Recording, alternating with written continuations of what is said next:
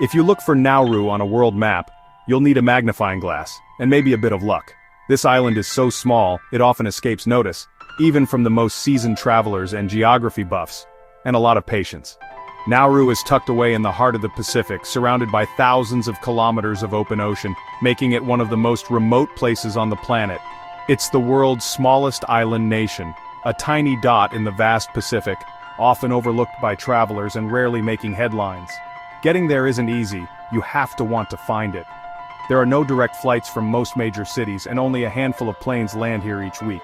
Nauru is just 21 square kilometers, smaller than many airports, with no sprawling cities or highways. The entire country can be circled by car in under an hour, and the ocean is never more than a short walk away. It's a close-knit community where everyone knows everyone, and the biggest traffic jam is a few scooters waiting for a pig to cross. Life here is simple, and neighbors are more like extended family. The air is thick with salt and frangipani, and the people greet you with genuine smiles. There's a warmth here that's as constant as the tropical sun, and visitors are welcomed like old friends. Life here moves to the rhythm of the tides, far from the frantic pace of the modern world. Days are measured by the sun and the sea, and evenings bring the community together along the shore. But beneath this calm lies a story of wild riches and sudden ruin. Nauru was once one of the richest countries per capita thanks to its vast phosphate deposits, but that wealth vanished almost as quickly as it arrived. Nauru is a place of paradoxes, stunning beauty and man-made desolation, incredible wealth and profound loss. The scars of mining are still visible, a stark reminder of how fortunes can change. To understand Nauru is to glimpse the consequences of our actions and the resilience of the human spirit. The people here have endured, adapting to new realities and finding hope in rebuilding their home. It's one of the most fascinating and forgotten places on Earth. Welcome to Nauru, where every sunrise brings a new chapter in a story still being written. Nauru's name comes from Anawero, meaning, I go to the beach. A fitting name for a place where the ocean is never far away, and the sand seems to stretch on forever. For centuries, that's exactly what people did. Life here was slow and peaceful, shaped by the tides and the rhythms of the sun. 12 tribes called this island home, living simply and sustainably. They fished in the turquoise waters, farmed coconuts along the shore, and passed down traditions through generations, largely untouched by the outside world. Everything changed in 1900, when Albert Ellis, a British phosphate company worker, stumbled upon a strange chalky rock. It turned out to be phosphate, the world's best fertilizer, and suddenly, Nauru was on the map. The entire interior of the island was made of this geological gold, a treasure hidden in plain sight for centuries. Almost overnight, Nauru was sitting on a fortune. Mining began in earnest, and the island's quiet days were replaced by the clatter of industry. Giant machines carved deep scars into the land, extracting phosphate and shipping it off to Australia and New Zealand to feed distant crops. The island's reality shifted dramatically. The gentle sound of waves was replaced by the relentless roar of industry, and the landscape began to change before everyone's eyes. In 1968, Nauru gained independence and took control of its phosphate riches. For a brief, dazzling moment, it became one of the richest countries per capita in the world. Islanders bought sports cars, flew to Hawaii for shopping sprees, and built lavish homes that stood out against the tropical backdrop. The government invested in airplanes, hotels, and real estate abroad, hoping to secure the island's future for generations to come. For a while, it seemed like the good fortune would never end. The island buzzed with optimism, and prosperity touched nearly every family, but every boom has its bust.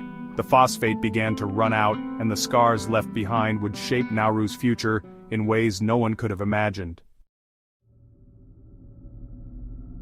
Nauru's phosphate wealth transformed it overnight. The government provided free housing, healthcare, and education, no taxes needed. Imported goods flooded in, and traditional skills faded as easy money changed daily life.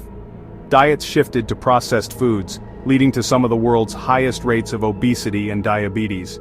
The environment paid an even steeper price. Mining stripped away the island's interior, leaving behind a barren wasteland of jagged limestone, topside, covering 80% of the land.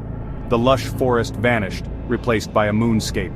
Nauruans now lived on a thin coastal ring, squeezed between sea and ruin. The heart of their island had been sold. The money masked the devastation, but the cost was always there. Nauru traded its soul for a fleeting fortune. By the late 1990s, the phosphate was gone. The money dried up, and the government, after years of poor investments, teetered on bankruptcy.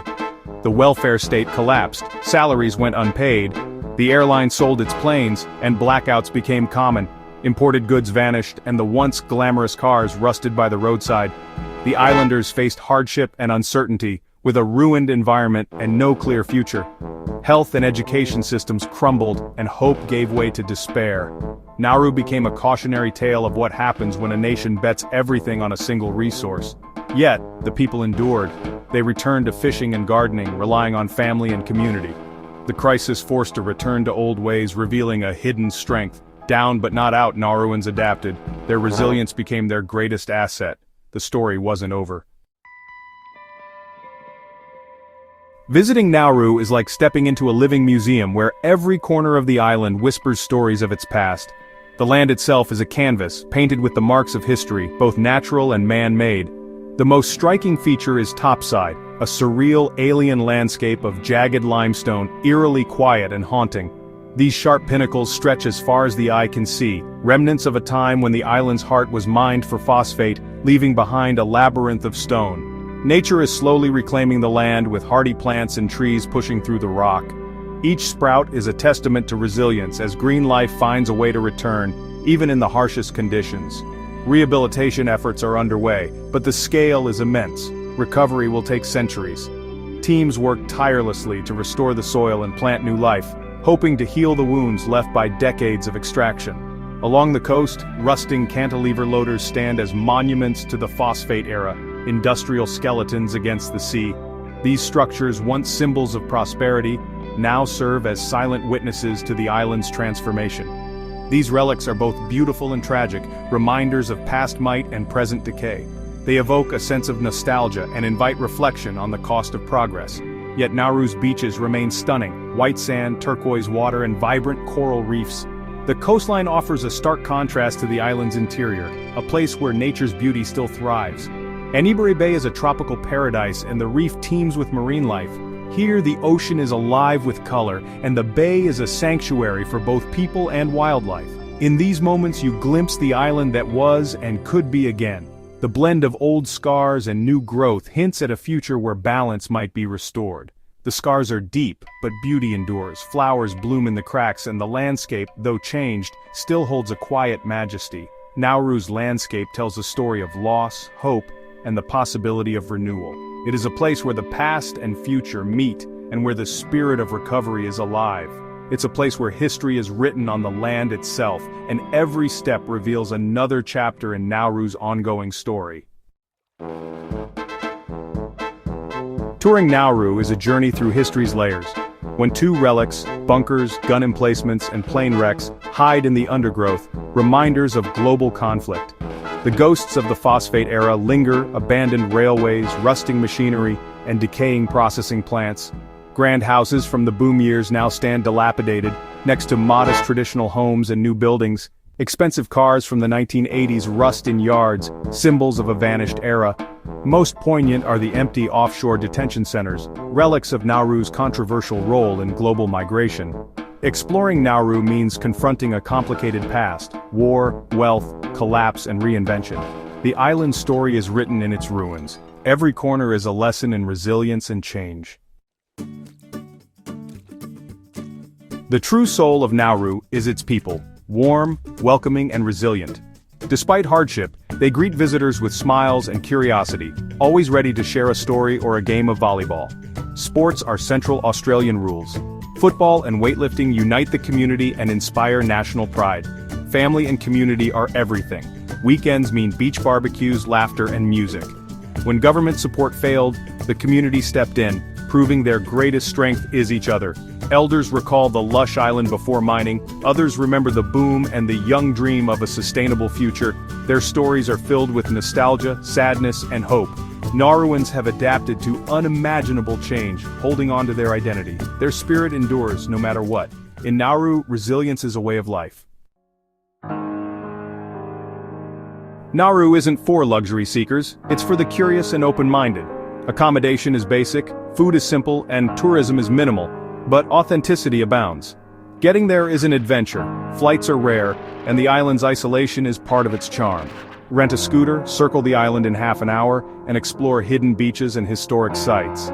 Visit Topside's moonscape, snorkel the reef, or wander through war relics and industrial ruins. Watch a local football game or discover the Mokwa Well, a hidden freshwater lake. Most importantly, slow down and connect with the people. Nauru's biggest challenge is finding a sustainable future. Deep-sea fishing and small-scale tourism offer hope, but progress is slow. As a visitor, you witness a story of recovery and reinvention. Your respectful presence can help write Nauru's next chapter. Nauru is a powerful lesson for the world, a warning about over-reliance on finite resources and the cost of short-term thinking. Its scarred landscape is a monument to unsustainable consumption, a mirror for us all. Yet Nauru's story is also one of resilience. The people have endured colonialism, war, wealth, and collapse, but never lost their spirit. Their journey teaches us about community, cultural strength, and hope. Small places matter. Every corner of the planet has a story. Nauru's challenges, environmental damage, climate change, economic uncertainty, are global ones. Let's not forget Nauru, but learn from it and respect its people. By caring for this small island, we care for our shared future. Nauru's story is still being written, a small island with a big heart, hoping for a new dawn.